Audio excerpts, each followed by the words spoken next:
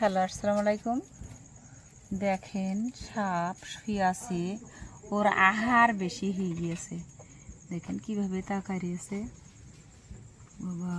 ওই দেখেন, আল্লাহ। দেখেন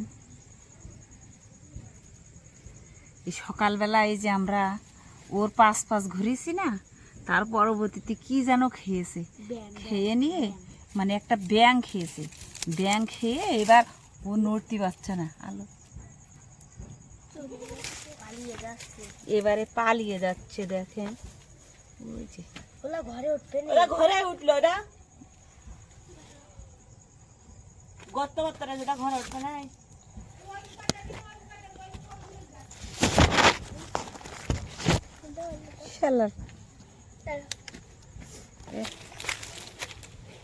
দেখেন সাপ ঘরে উঠছে না। কিভাবে চলে যাচ্ছে ওর মতন। ও কাঁদাই দিদি কত দেখেন বন্ধুরা সবাই, ও তোকে আলো ধরে হয়ে গেছে।